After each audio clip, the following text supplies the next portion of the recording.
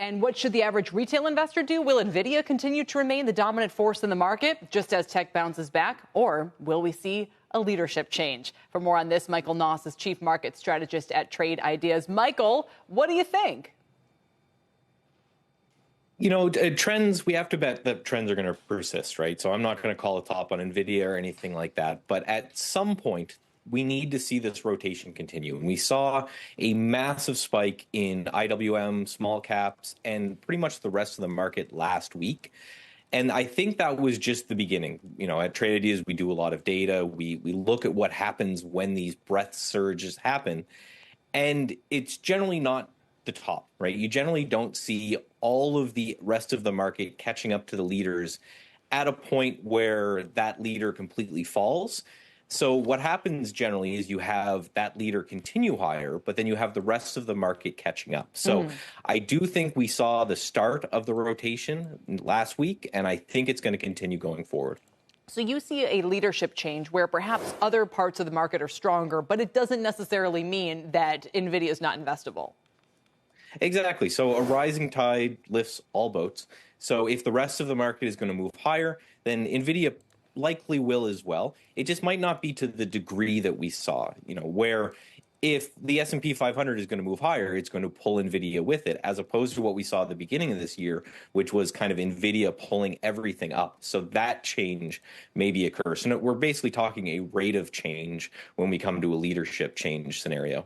How concerning, Michael, do you think it is that there are a lot of other AI names, and I'm thinking about Broadcom, maybe Supermicro, that have cooled off more significantly over the past month or a bit longer? Nvidia has stayed stronger, but it's more out there by itself and still not, I think, at those highs from about a month ago.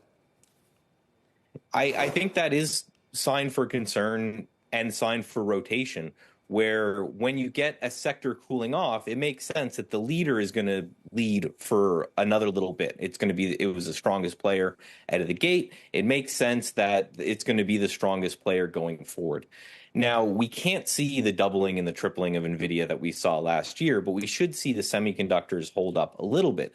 The question always is, when in bull markets, you have these changes, you have people sell their leaders, they sell the stock that they're making so much money on, and they rotate that money into something else. And that's, again, what we saw with the IWM and the micro caps moving a lot last week. So what we have to do is we have to look at, okay, now that profits are being taken in that sector, and that may, and I believe, put somewhat of a lid on what we're going to see from the semis going forward, where do we think they're going to move into?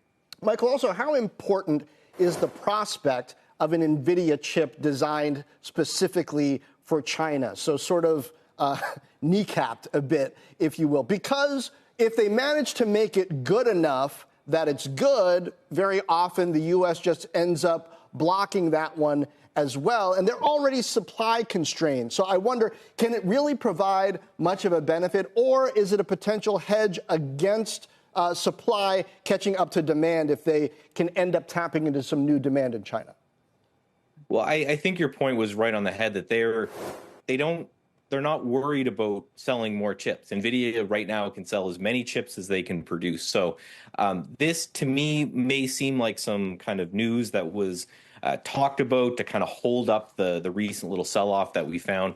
But I think you're 100% right. It's not going to be a demand problem with NVIDIA. There's, you know, people out there spending for secondhand chips and things like this, spending out the nose. So what we need to do is we need to say, okay, if there are going to be supply cap, well, where is that supply going to come from? So things like material sectors have been doing well.